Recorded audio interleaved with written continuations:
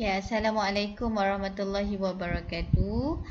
Okay, untuk video kali ini Mukadimah akan terangkan tentang diskaun, bil, rebate dan juga invoice. Okay, sebelum tu mesti awak dah tahu kan apa maksud diskaun. Okay, diskaun ni biasanya yang awak faham ialah pengurangan. Maksudnya bila awak beli suatu benda tu, awak akan dapat pengurangan.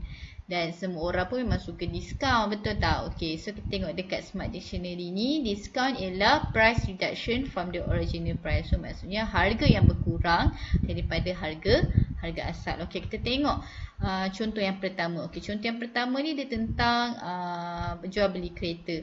Okay, ada model A, ada model B. Okay, model A ni harga asal dia RM55,519. Kemudian dia dapat pengurangan tak pasti berapa banyak sehinggalah harga kereta tu jadi RM49,000. Okey, untuk model B pula harga asalnya RM68,000 dan dia dapat pengurangan sebanyak 20%, tapi dia tak bagi tahu berapa banyak pengurangannya tersebut. Okey. So sekarang kita akan tengok soalan A yang pertama. Okey, dia kata kirakan diskaun yang telah diperolehi lah, maksudnya diskaun yang diberi kepada model A. So kita nak tahu berapa banyak diskaun, berapa banyak harga pengurangan tersebut. So macam ni kita nak tahu, kita mestilah tahu harga asal dia. So ini adalah harga asal dia, RM55,519. Kita tolakkan dengan dia punya harga jual dia. Harga jual dia lebih murah lah kan, sebab dia adalah pengurangan. So, bila kita tolak, kita akan dapat RM6,599. So, ini adalah dia punya harga diskaun dia. Maksudnya, berapa pengurangan yang telah dia dapat ialah RM6,599 untuk model A. Okey, sekarang kita tengok pula B. B tu dia nak apa? Okey, calculate the discount for model B car. Dia kata kira diskaun untuk model B. Okay, model B, kita nak tahu model B berapa dia bagi diskaun. Dia cuma cakap kat sini diskaun dia 20%. Okay, berapa 20% tu? So, kita pun tukarkan peratus ni kepada pecahan. Tukarkan kepada pecahan 20%. Kita darabkan dengan harga asal dia. Harga asal dia 68,000. So, bila kita potong sifar, kiri kanan boleh potong, atas bawah boleh potong. So, kita akan dapat 13,600. So, kita tahulah harga pengurangan dia, diskaun dia adalah sebanyak 13,600. Okey, sekarang kita tengok pula soalan C. Soalan C dia kata, find the price of model B car after the discount. Dia nak tahu harga selepas diskaun. Okey, benda ni kalau dalam exam, Mukadimah galakkan awak buat macam ni. Ya, tapi ada setengah tu dia kira berapa dulu harga diskaun. Lepas tu baru dia tolak. Okay, sebab biasanya kalau awak buat macam tu, jalan kerja awak akan panjang. Dan markah biasanya untuk macam ni hanya 2 markah. Maksudnya dekat sini 1 markah, jawapan 1 markah. Jalan kerja 1 markah, jawapan 1 markah. Okey, so kalau macam ni dia dah tahu, dia dah bagi tahu awak kan, dia punya diskaun dia 20%. Diskaun dia 20%. So harga asal dia yang ni, harga asal dia 68,000 ni adalah 100%. So 100% tolak 200%. Kenapa tolak 200%? Kenapa tolak 20%? Sebab dia bagi kurang 20%. So maknanya berapa banyak je awak kena bayar. So maknanya awak kena bayar hanyalah 80% daripada 100% tadi. Dan sepatutnya awak kena bayar 100%. Tapi sebab awak dapat kurang 20%, jadi awak tak perlu bayar 20% ni, awak hanya bayar 80%. Okey, jadi awak pun ambil 80% ni, awak tukarkan dia kepada pecahan, darab dengan harga asal. Dia mesti darab dengan harga asal sebab kita nak tahu berapa harga selepas dia. So kita darabkan dengan harga asal, kita akan dapat 54,400. So ini adalah harga selepas diskaun. So the price of the model B car after the discount is, okay, banyak ni. Okay, faham ke tak faham lagi? Okay, kalau tak faham lagi maknanya tunjukkan. Okay, contoh biasanya. Okay, contoh biasanya awak akan guna cara satu ni. Okay, cara satu macam ni. Okay, harga kereta RM68,000, diskaun 20%, harga selepas diskaun. Okay, biasanya awak akan cari macam ni. Cara satu, cari 20%. Awak cari berapa 20% ni? Kemudian harga asal kereta awak tolak dengan nilai 20%.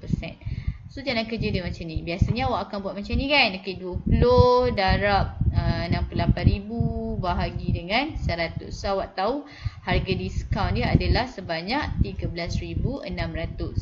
Okay, awak dah tahu harga diskaun. Kemudian awak tolak 68,000 harga asal, awak tolak dengan diskaun 68,000 tolak 13,600. So awak akan dapat 54,400. Sama je.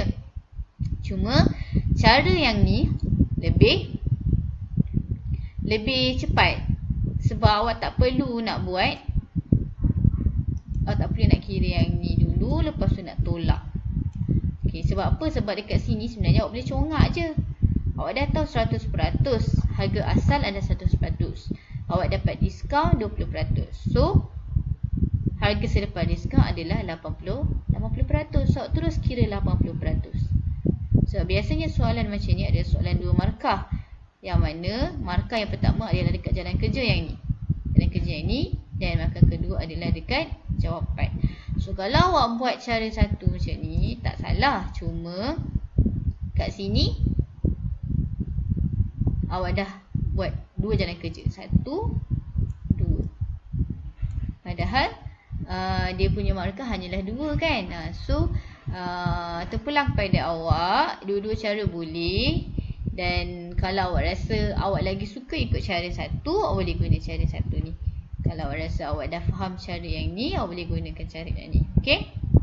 Okay, so daripada sini kita dapat tahulah harga model B jadi 54,400. Okay, diskaun dia adalah sebanyak 13,600.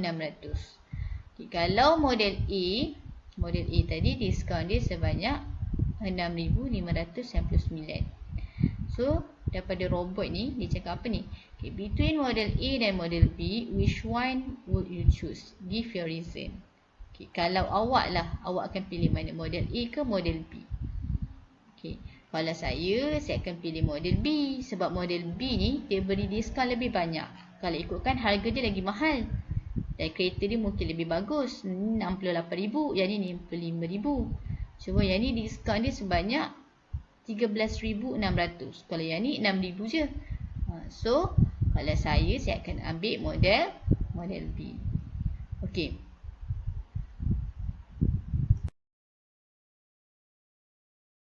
Tengok pula bil dan juga rebate. Okey. Sebelum tu kita tengok dulu situasi ni. Okey, dalam cerita ni ada seorang pembeli ni, dia berbelanja dekat satu pasar raya, nama dia pasar raya mewah. Okey, kemudian hasil daripada perbelanjaan dia perlu bayar sebanyak RM209.50. Okey, tapi makcik Kia ni dia kata, "Oh, I got a rebate coupon for RM5 last week. This is the coupon." Dia kata, "Oh, tapi saya ada rebate coupon RM5. Ini kupon dia." So bila dia bagi rebate kupon ni kepada peniaga ni, apa yang berlaku? Maksudnya dia tak perlu bayar RM5. Okey, itu yang dinamakan dengan rebate. Okey, rebate ni dia lebih kurang macam diskaun lah. Cuma diskaun ni kita dapat sebelum pembelian. Maksudnya kita tahu dah berapa barang yang kita beli tu, berapa pengurangan yang dia akan bagi, sama ada 70% ke, 30% ke, 10%. Maksudnya kita tak perlu bayar 100%. Kita hanya bayar berapa peratus je daripada yang kita perlu bayar, berapa peratus daripada pengurangan yang dibagi. Kalau rebate pula, kita dapat rebate tu selepas kita buat pembelian. Contoh macam tadi kan, macam cerita Makcik Kia ni, minggu lepas dia dapat satu rebate coupon. So barulah dia boleh gunakan untuk dia kurangkan perbelanjaan pada hari tersebut lah. So maksudnya rebate ni konsep dia sama macam diskaun pengurangan. Okey, bil ni adalah satu kenyataan yang bertulis. Contoh macam Makcik Kia ni, bila dia dah beli barang, dia akan dapat satu bil. Okey, inilah contoh bil ataupun kita panggil dia receipt. Lebih kurang lah bil, receipt, invoice dia lebih kurang. Untuk awak tahun 6 ni, awak hanya tahu asas dia je. Apa beza bil, invoice. Kalau bil ni biasanya dia lebih ringkas berbanding invoice. Macam itulah. Okey. Dan kalau kita tengok dekat bil ni, biasanya dia akan tertera apa yang kita beli, berapa kuantiti yang kita beli, berapa harga seunit dan berapa jumlah total barang yang kita beli. So dekat sini total price dia adalah RM209.50 dan dia dapat pengurangan sebanyak RM5 sebab tadi dia ada kupon RM5 kan. So dia tolak RM5 kat sini dan total payment yang dia perlu bayar adalah RM204.50. Okey. So disebabkan Makcik Kia ni berbelanja RM200.50, dia akan dapat lagi rebate. Okey, tengok kat sini dia kata, alright, just pay RM200 for RM50, madam. You will receive more coupons for today's purchases. This is your receipt and coupon. Okey, dia kata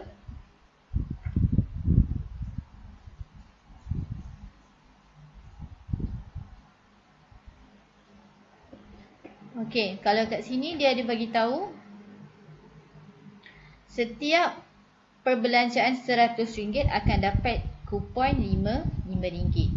So maknanya Makcik Kia ni dia dah belanja sebanyak RM204.50. So maknanya dia layak untuk mendapat kupon sebanyak RM5. So berapa yang dia akan dapat? Sebab dia dah belanja 200. So kalau 100 dia dapat RM5. Kalau 200 dia akan dapat dua kupon. Kalau 200 dia akan dapat dua kupon. Okay, sorry. Kalau 100 dia akan dapat RM5. Kalau RM100, setiap 100 dia akan dapat satu kupon RM5. Kalau dia belanja 200, so dia akan dapat dua kupon RM5. So maknanya Makcik Kia dia dapat dua kupon. Okey, kalau kita tengok dekat dictionary ni, dia kata rebate itu adalah deduction of a certain amount, penolakan certain amount, maksudnya beberapa jumlah dalam pembayaran atau return of part of the money after buying an item. Kita dapat balik duit selepas kita buat pembelian. Contohnya ini macam cashback. Kalau awak biasa dengar perkataan cashback biasanya ada dekat Shopee, ada dekat Lazada. Kalau awak biasa nampak, okay, biasa Shopee, Lazada, Touch and Go e-wallet, biasanya perkhidmatan ni dia banyak menggunakan cashback. Contoh cashback tu pembelian RM10 ke atas akan dapat cashback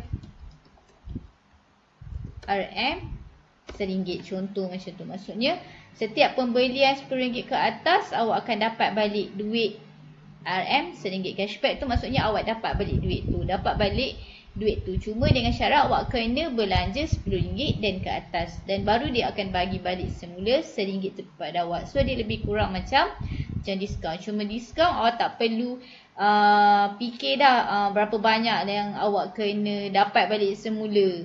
Awak dah memang bayar berapa banyak je yang awak perlu bayar hasil daripada pengurangan tu. Tapi kalau cashback ni atau rebate, awak akan dapat balik lah berapa yang dia akan bagi. Contoh dia akan bagi RM1 ke, so awak akan dapat RM1 balik. Macam tu. Okey, sekarang kita tengok pula apa itu invoice.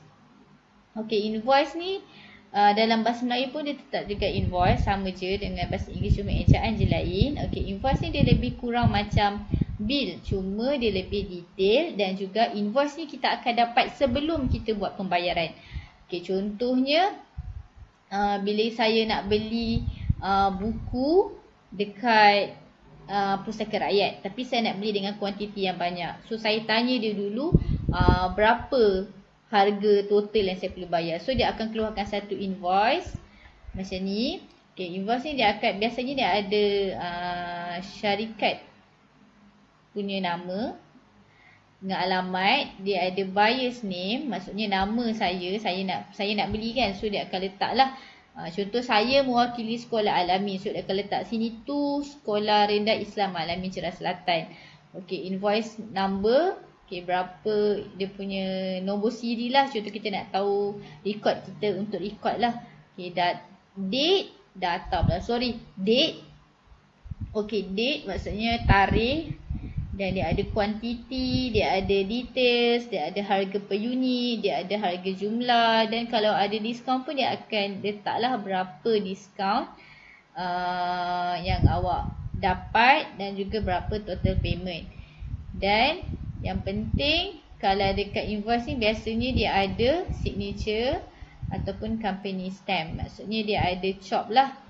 Berbeza dengan bil tadi, dia lebih ringkas, invoice ni dia lebih details, dia lebih formal lah. Dan biasanya kita akan dapat invoice ni sebelum kita membuat pembayaran. Kalau tengok dekat sini, dia kata invoice a record of goods or service supplied to customer and amounts to be paid by them. Maksudnya berapa yang kita perlu bayar, kita akan dapat macam ni. Kita akan dapat satu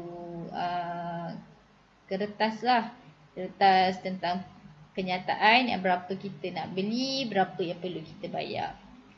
Okay, dia lebih kurang macam receipt, cuma receipt kita akan dapat selepas kita dah buat pembayaran. Macam itulah. Okey.